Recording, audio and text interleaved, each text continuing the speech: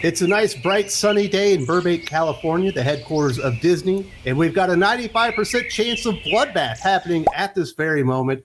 Apparently, the firings at Disney have started in earnest and will continue throughout the summer months, including an entire division that was axed because apparently Bob Iger has an obsession with Game of Thrones, and if you were associated with his enemy, the man that he vanquished, he will absolutely fire you in a minute, and you will be part of this big 3% decrease in workforce for Disney. And it sounds like there's a good chance that will not be the end of it. It will actually grow to about 6%, according to rumors out there, because we have not seen rock bottom for Disney. In a memo to Disney employees, Disney CEO Bob Chapek stated, "This week, we begin notifying employees whose positions are impacted by the company's workforce reductions. Leaders will be communicating the news directly to the first group of impacted employees over the next 4 days. A second, larger round of notifications will begin in April with several thousand more staff reductions, and we expect to commence the final round of notifications before the beginning of the summer to reach our goal of 7,000 job target loss." I guess the chickens have come home to roost for Disney, who have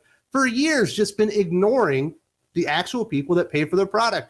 The Star Wars fans out there, the MCU fans out there, they decided they needed to go all in on their streaming service. Although, if you've done any research, it was quite clear, if you looked at what happened with Netflix, that streaming is actually an enormous money suck. In fact, a ginormous money suck. And that's the leader in streaming.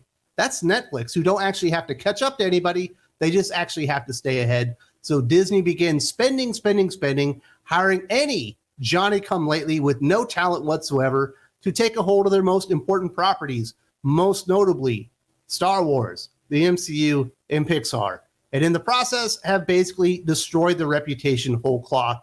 Families no longer trust Disney, therefore revenues are down. Stock prices are plummeting, and people are basically just staying away from them as a toxic brand as they are. Now, a lot of people might want to blame this on Bob Chapek, the man who Bob Iger replaced in what seems to be a coup at this point to return as the CEO of Disney. But really, we all know that Bob Iger started all of this. Bob Chapek was just continuing Bob Iger's work, and obviously he added a few more ideas on there, probably went even harder into streaming than Bob Iger originally anticipated, and we see where they are now. A company that's absolutely teetering on the brink after very bad deals. The Fox deal obviously jumps to mind. Billions upon billions of dollars overspent on an acquisition they probably didn't need at the time, just so they could add the X-Men and Fantastic Four to the MCU, which was already dominating the box office at the time. I understand they probably needed more marquee characters, but in hindsight, they probably should not have overspent on it. Just thinking. And WDW proclaims on thatparkplace.com, it may just be the beginning. While we've known about the 7,000 jobs for a while, sources both public and private have informed us that the numbers may increase for the summer and fall. The memo from Robert Iger may point to the same. The newly restored CEO at the company is facing a maelstrom of problems, and we may not have even come close to the bottom just yet. Of course, we haven't actually come close to the bottom just yet. The Marvels hasn't come out. The latest installment of Indiana Jones, also known as How Can Kathleen Kennedy and Lucasfilm Fuck This Up Again, hasn't come out yet. We actually haven't entered the real fallout of the recession that we're all entering into right now. Really hasn't begun. So then you're going to see the park revenues start to decrease whole cloth, and people are going to have to start making choices. Do I really want to spend on Netflix, the Peacock, Disney Plus?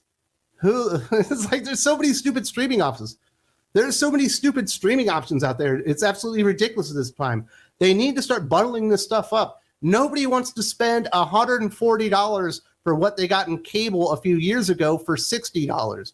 And that's kind of where we're headed to. Everybody decided that streaming was the answer, and it turns out it is the biggest money pitfall in all of entertainment, other than investing in Kathleen Kennedy, who somehow took a $4.5 billion franchise. At least that's what they paid for it. I wonder how much you could actually sell Star Wars nowadays. Do you think they could get $1.5 billion for Star Wars anymore? I mean, it does sell merch. At least it sells shirts. Can't sell toys anymore. Can't really sell movies. You got one show that's popular. But other than that, it's pretty much a dead brand. And Marvel is heading the same way. Somehow they've lost the magic formula and have fucked up the most profitable film franchise in the history of all entertainment.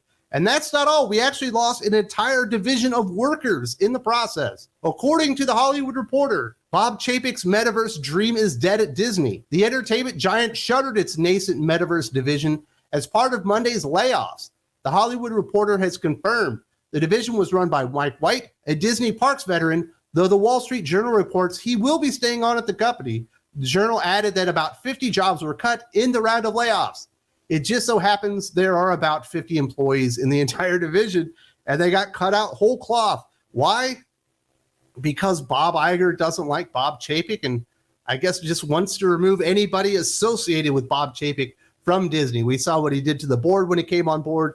He ended up removing several members because they thought Bob Chapek was doing a good job. And well, I'm not going to claim that he was, because I don't think that he was, but he was handed an absolute turd sandwich and was forced to eat it in the way that Bob Iger was running Disney and what he thought was the vision of Disney and the way that they should go heading forward. It's clear that alienating your prime audience was one of the dumbest business strategies in the history of entertainment. And it's not just Disney that's suffering from all this. We're seeing these things happen across the board. Anybody who decided to push progressive agenda over entertainment has pretty much alienated just regular folks, people like you and I, and they've had enough. The ones that aren't speaking out are just walking silently away. We're the few people that are actually willing to say, hey, you know what? We see what you're doing, and it's absolute garbage, and you get what you deserve. You reap what you sow, and what Bob Iger and Disney are going through really isn't the fault of most of the employees. I would say 99% of Disney employees don't deserve to go through this stress right now. They didn't really earn their firings. Unfortunately, there's 1% of Disney who somehow became the vocal majority, even though they are the absolute minority within the company, started dictating everything and basically ruined business across the board. And this is what happens when you let those people get in charge of anything. They will destroy every single thing that they touch in the name of progress, right? That's what we're here for. We're not here to entertain anymore. An article today at themotleyfool.com states it will be challenging to shave billions from content spending for a media empire that needs a steady stream of its hits to keep its vibrant ecosystem gushing.